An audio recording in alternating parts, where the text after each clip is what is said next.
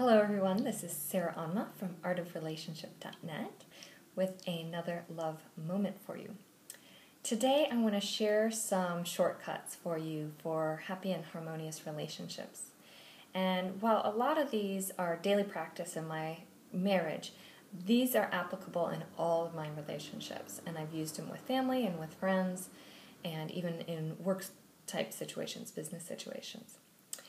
So the first one is that when there's things that are emotionally heightened and you're feeling like, I know this and they're wrong and I'm right, and you can just take a breath.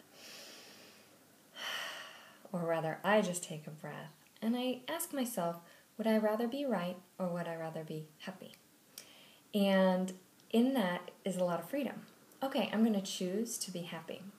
Now, mind you, I am still human, and sometimes the ego is very strong and very determined to be right. So sometimes I still choose to be right. And at least it's not like an automatic knee-jerk.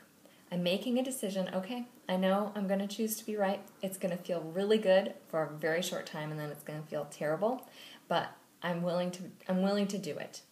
It's like, I'm going to eat an extra piece of chocolate cake, and it's going to taste really good in the moment, and then it's going to feel terrible. So it's kind of like that. So right or happy, that's the first one.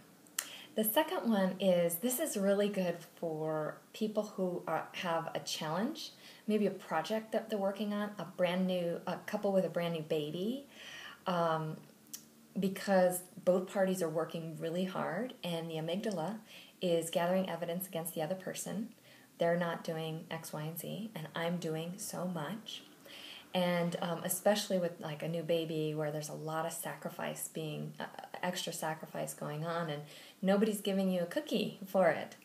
So this is called the appreciation shower, and you take a minute each and you reunite, and at the end of the day or whatever, person A sits down and person B just showers appreciation. I am so grateful to you that you took care of the baby all day, or you rearranged your schedule, or that you worked so hard on this project that we're working on together, or that you managed to get the dishes done in spite of being so busy, blah, blah, blah. And then person B sits and listens and soaks it all in as person A offers the same type of appreciation. It goes really, really far. A minute each you can manage. I know you're busy, I know you're tired, but you'll get so much out of it, I swear. The next one is committing to the relationship and committing to a harmonious relationship. So again, it goes back to this right or happy type of thing. Like, you know what? I am going to suspend my ego for just a moment and do what's best for the third entity, which is the relationship. It doesn't mean that I'm approving of their behavior or, I'm endorsing it, but I can just take a pause and say, wow, that's interesting, in the interest of a harmonious relationship. And then from there you can talk about what's important rather than, slinging arrows and that kind of thing. Like if there's something that you really need to talk about, you can do so from a much less heightened emotional state. It's really great commitment. Sometimes you need to download, and sometimes when VJ and I are in that space, just like, okay, I need to tell you about what happened, and afterwards the other person could say, did you simply need a big listening ear, or would you like to problem solve? That way the person who downloaded doesn't feel like they're being fixed or given unsolicited advice, and then they can say, I just want a big listening ear, or, I'd really love to hear your thoughts on this and see, I can't really see a solution here, so let's talk about it. That's really helpful. Even in problems in the relationship, you can do that. And then the last one is you must know how to make yourself happy. And I'm not talking about I've reached all my goals, I look really good on paper, and so therefore I must be happy. I mean the kind of happy that you delight in a butterfly, or in the sunset, or in a child's laughter. And small things just make you smile, like a prism, at our where we live, there's glass, and when the sun shines through, it casts a rainbow all over the corridor. It's so beautiful.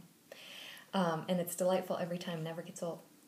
So you must be able to make yourself happy. And then the second part of that is you must allow other people's efforts to make you happy.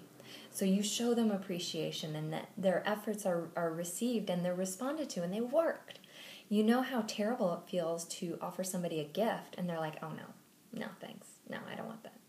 I mean, when people try to make us happy or increase our happiness, it really feels good to them to succeed. And if they can't succeed, then they're going to go someplace else, because it just takes away people's vitality when we don't engage in that way. So your assignment this week is to just take one of those, whether it's right or happy, appreciation shower, commitment to harmony, big listening ear or advice, or making yourself and allowing other people to make you happy. Just take one, work on it all week, and see what happens. And of course, let me know how it goes. So thank you so much for being here and making this world a better place. I'm Sarah Anma from artofrelationship.net, and I'll see you next week. Thank you.